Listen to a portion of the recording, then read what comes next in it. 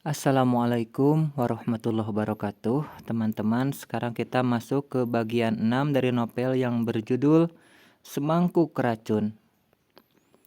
Abi semakin gila, ucap Tisa ketika memasuki rumah, sementara sang bibi terlihat sedang melipat pakaian. Kenapa lagi dia? Masih mengganggumu? Tisa mengangguk. Wajahnya amat kesal dan menekuk. Dia membuatku risih. Apa maunya?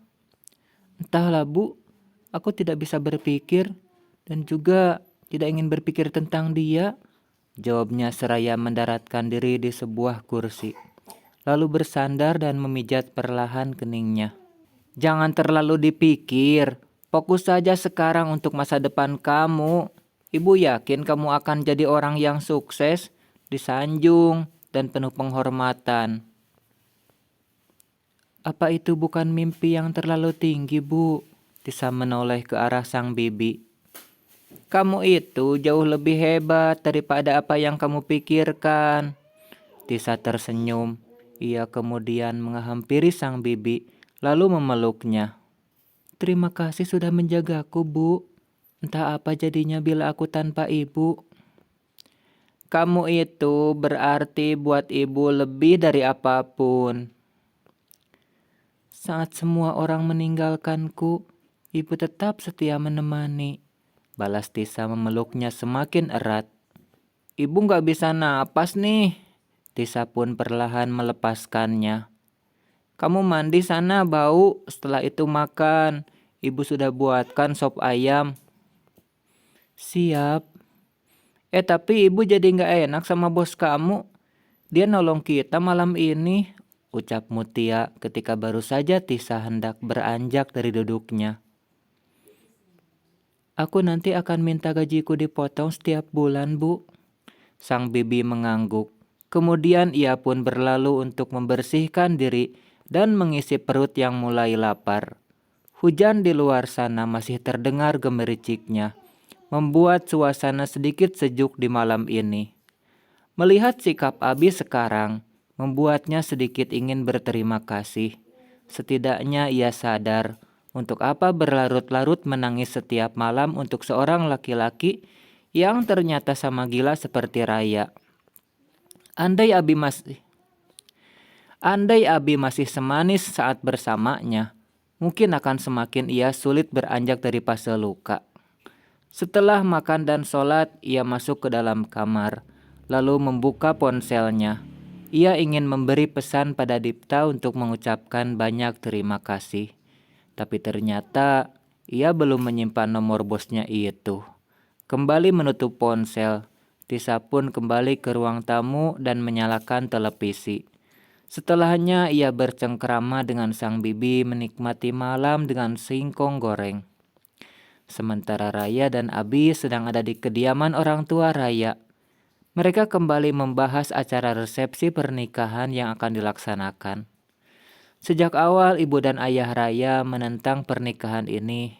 Namun ketika Raya bersikukuh dan kabur dari rumah, lalu tinggal di sebuah apartemen, akhirnya membuat orang tuanya luluh dan dengan berat hati menerima pernikahan ini. Keduanya tidak habis pikir. Kenapa Raya memilih menjalin hubungan dengan suami sahabatnya sendiri? Ini seperti bukan Raya yang mereka kenal. Raya dan Bibi beberapa kali datang untuk mencoba baju pengantin. Tapi beberapa kali ia memberikan kritikan pedas karena baju yang telah jadi terlalu banyak kekurangan di matanya. Ini membuat Tisa geram. Rancangannya bukan tidak bagus, tapi memang Raya saja sengaja mengerjainya. Seperti biasa, Abi banyak mematung. Diam-diam ia terus memperhatikan sang mantan istri. Saya ini bayar mahal. Kok bisa desain yang dibuat semurahan ini? Mohon maaf, biar kami perbaiki ya. Balas Dipta masih mencoba ramah. Kalian gak profesional. Selalu begitu. Balas Raya dengan sorot mata kesal. Nih perbaiki. Raya melempar baju itu ke arah Tisa. Dipta kehilangan kesabaran. Anda tidak bisa memperlakukan karyawan saya seperti ini. Kalau tidak suka, silakan cari penjahit atau desainer lain. Uang Anda biar saya kembalikan semuanya. Tisa langsung menatap ke arah Dipta. Ia sedikit terkejut. Karena proyek baju pengantin Raya ini bukanlah uang sedikit. Bila seluruh biaya dikembalikan, toko jahit ini akan merugi. Sombong sekali Anda, balas Raya. Sejak awal saya tahu Anda datang kemari hanya untuk memuaskan rasa penasaran Anda sama Tisa. Orang-orang beruang seperti kalian tentunya bisa membeli desainer kondang dan ternama. Maka biar saya kembalikan seluruh uang yang sudah masuk. Jangan, biar saya coba perbaiki kembali, timpal Tisa. Saya tidak mau tahu. Pokoknya minggu depan harus sudah selesai dan sesuai keinginan saya, ucap Raya seraya mengambil tas di kursi dan mengajak Abi pergi dari tempat ini. Tisa masih mematung seraya membawa baju pengantin berwarna putih itu di tangannya. Dipta segera menghampirinya.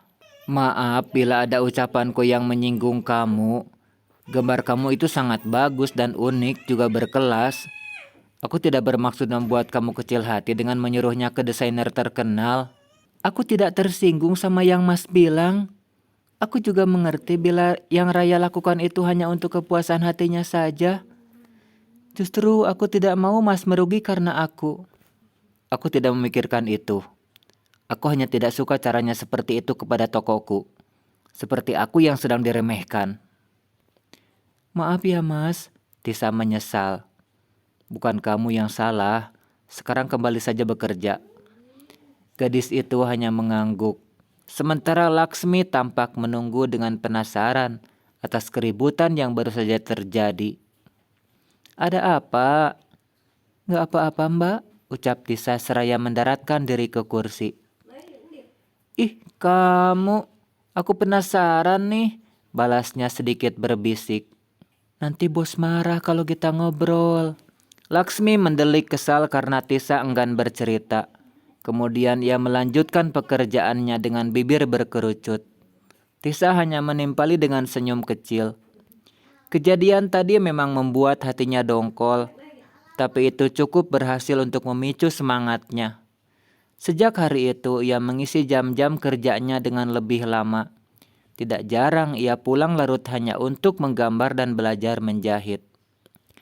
1 minggu waktu yang ditentukan Raya akhirnya berhasil. Gaun pengantin rancangan Tisa bukan hanya cantik dan spesial, tapi juga mahakarya yang menakjubkan. Raya mengambilnya kemarin sore dengan wajah masam seperti biasanya.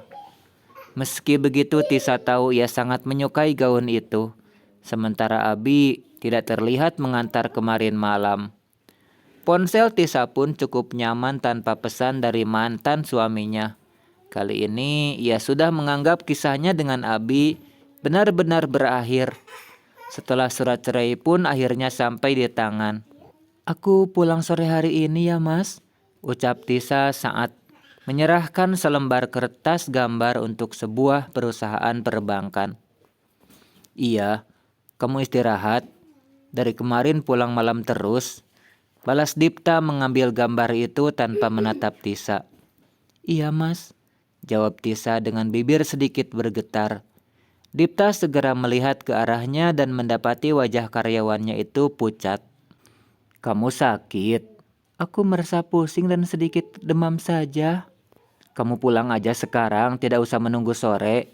Biar diantar Bang Ilham atau Bang Akbar. Tidak usah, masih kuat kok sampai sore. Jangan, Dipta beranjak, lalu mengangsurkan sebuah kursi agar Tisa duduk. Ia pun berlalu memanggil salah satu karyawannya untuk mengantarkan Tisa. Ia tidak bisa mengantarnya hari ini karena ada kepentingan. Dengan diantar Bang Ilham, Tisa pun pulang. Ia sudah sangat lemas dan suhu tubuhnya mulai tinggi. Sesampainya di rumah, ia langsung beristirahat, sementara sang bibi belum pulang. Saat perjalanan tadi, Bang Ilham mengajak Tisa ke klinik, tapi ia menolak. Akhirnya hanya dibelikan obat saja di apotik.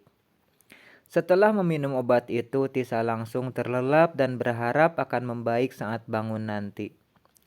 Tepat pukul 4 sore bibinya pulang. Ia cukup kaget mendapati keponakannya itu sedang tertidur. Buru-buru ia menghampiri. Dipegang keningnya dan terasa panas. Mutia pergi ke dapur dan langsung mengompresnya. "Bu," Tisa mengerjap merasakan keningnya dingin. "Ke klinik yuk, panas kamu cukup tinggi, Sa." "Tidak usah, aku sudah minum obat. Insya Allah segera membaik. Kalau sampai besok masih demam, kita ke klinik." "Ya sudah, ibu buatkan kamu bubur ya."